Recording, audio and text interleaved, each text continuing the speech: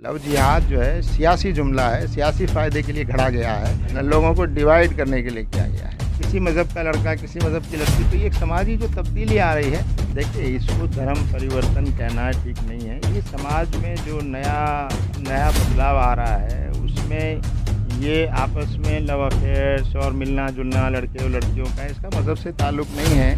ये जो सामाजिक जो ढाँचा बदल रहा है उसमें ये सब चीज़ें हो रही हैं और वो करने के लिए फिर किसी को मज़हब बदलने की ज़रूरत पड़ती है। तो इसको उस तरह से देखने की ज़रूरत नहीं है। इसमें जो हो रहा है इसको कोई एंगल देना ठीक नहीं है। दोनों सब तरफ से हो रहा है। अब सेंट्रल लेवल पर माहौल बनाने की कोशिश हो रही है।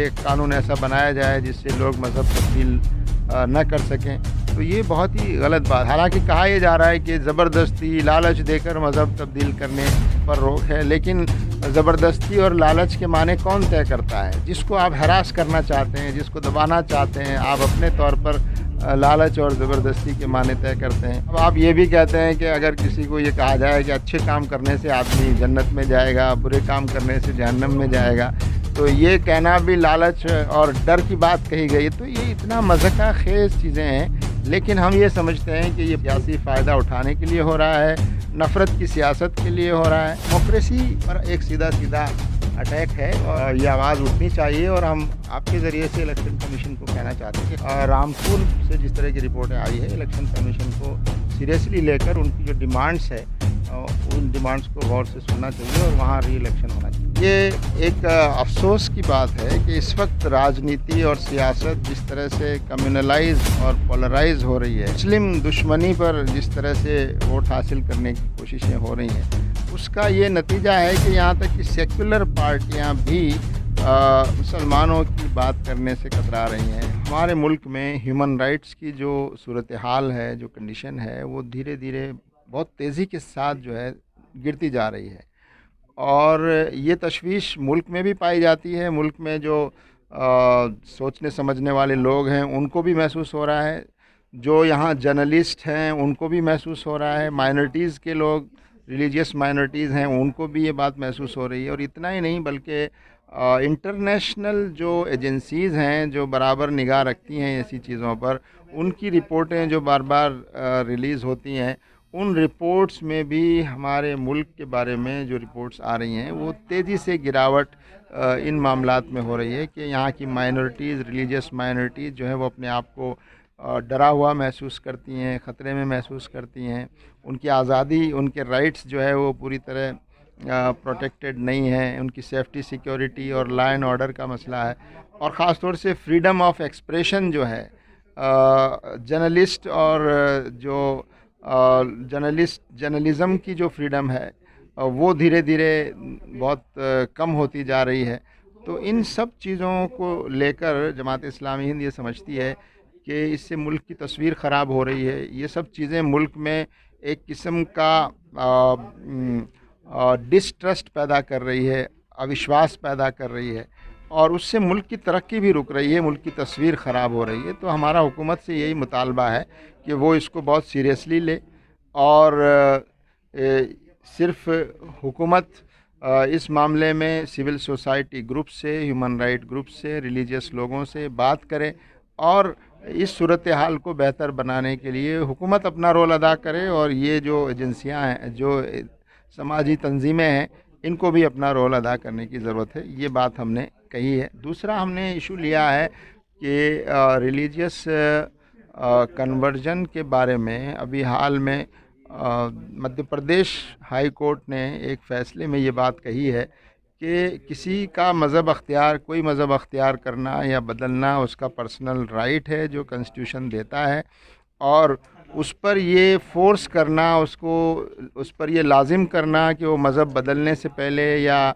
कोई भी दूसरा मज़हब अख्तियार करने से पहले वो हुकूमत को इत्तला दे, उसका इंटेंशन बताए और पहले लोगों पे ज़ाहिर करे कि वो क्या करना चाहता है। तो ये बात जो है ये कॉन्स्टिट्यूशन के मुताबिक ठीक नहीं है और ये इंसान की, सिटीज़न की जो फ्रीडम है उसके ख़िलाफ़ है। तो जमात इस्लामी ने समझती है कि जिस तरह से पूरे मुल्क में आधी से ज़्यादा रियासतों ने, स्टेट्स ने कन्वर्जन के बारे में कानून बना लिए हैं और जो सीधे सीधे हमारे ह्यूमन राइट्स और रिलीजियस जो फ्रीडम है उससे टकराने वाले हैं। और इसी तरह से अब सेंट्रल लेवल पर, नेशनल लेवल पर ये माहौल बनाने की कोशिश हो रही है कि एक कानून ऐसा बनाया जाए जिससे लोग मज़हब तब्दील न कर सकें।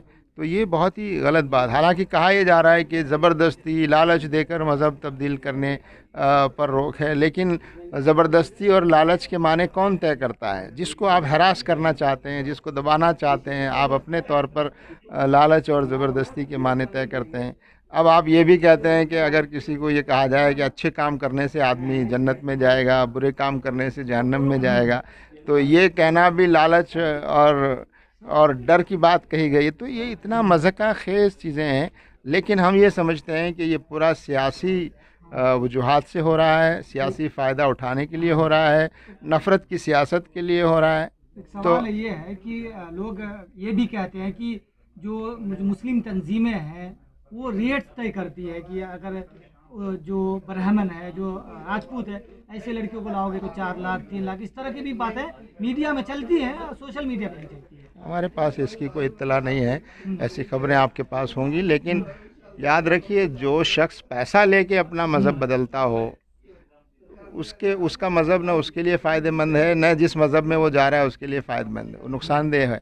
तो इस तरह से ये बिल्कुल गलत बातें हैं जो आउट ऑफ प्रोपोर्शन फैलाने की कोशिश की जा रही है। असल जो ख़तरा है वो ये है कि इस तरह के कानून के ज़रिए से एक शख्स को की आज़ादी छीनी जा रही है कि वो अपनी पसंद का मज़हब अख्तियार करे। तो ये ज़रूर कोई भी, इसमें कोई भी मज़हब, बहुत से लोग ऐसे हैं जो कोई मज़हब नहीं मानते।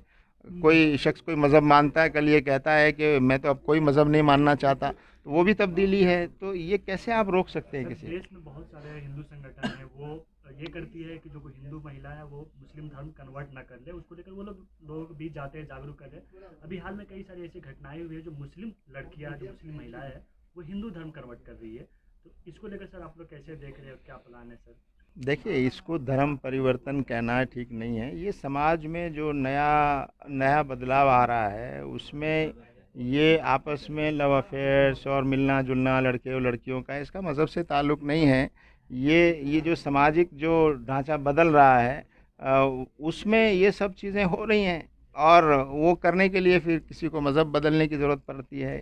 तो इसको उस तरह से देखने की ज़रूरत नहीं है। ये कोई, इंजीनियर ये साहब, तो एक समाज में जो तब्दीली आ रही है, इसमें जो हो रहा है इसको कोई एंगल देना ठीक नहीं है। दोनों सब तरफ से हो रहा है, किसी मज़हब का लड़का, किसी मज़हब की लड़की, तो ये एक समाजी जो तब्दीली आ रही है, तो इसको इस तरह से एड्रेस करने की ज़रूरत है कि लोग। आप इसे अफेयर्स का नाम दे रहे हैं, बाकी जो कट्टर सोच है वो इसे लव जिहाद का हाँ, नाम तो दे वो रहे सियासत है ना, वो सियासी जुमला है। वो हैं। अच्छा, लव जिहाद जो है सियासी जुमला है, सियासी फ़ायदे के लिए घड़ा गया है, मतलब एक धर्म लोगों को को बर्बाद किया डिवाइड जाता है। लोगों को डिवाइड करने के लिए किया गया है। तो ये तो बात हम कह रहे हैं। इंजीनियर है कि जो अभी मौजूदा दौर से हम लोग गुजर रहे हैं, हर एंगल से हम लोग को टारगेट किया जा रहा है, इसका प्रोपेगेंडा बहुत पहले देश में छिड़ चुका था।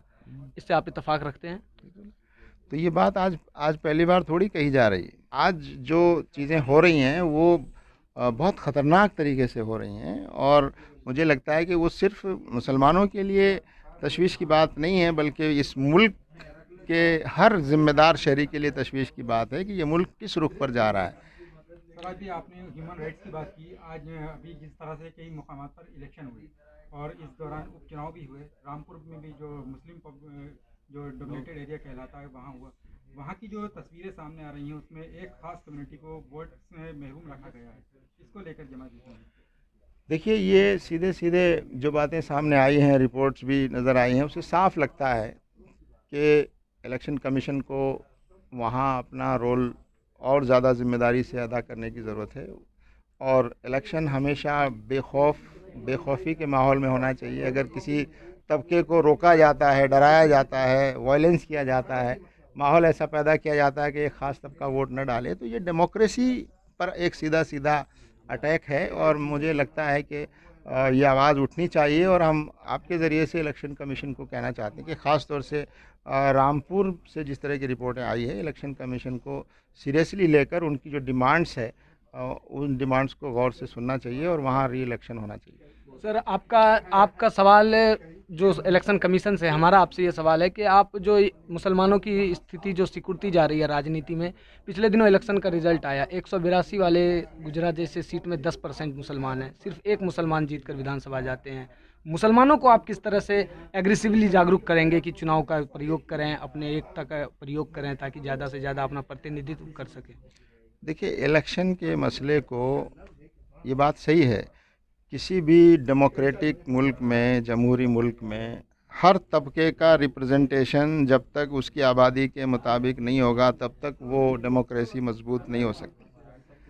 ये एक अफसोस की बात है कि इस वक्त राजनीति और सियासत जिस तरह से कम्युनलाइज और पोलराइज हो रही है और मुस्लिम दुश्मनी पर जिस तरह से वोट हासिल करने की कोशिशें हो रही हैं, उसका ये नतीजा है कि यहाँ तक कि सेक्युलर पार्टियाँ भी मुसलमानों की बात करने से कतरा रही हैं, मुस्लिम कैंडिडेट्स को मैदान में उतारने से कतराती हैं। तो उसका नतीजा है साफ़ तौर पर कि रिप्रेजेंटेशन जो है कम हो रहा है।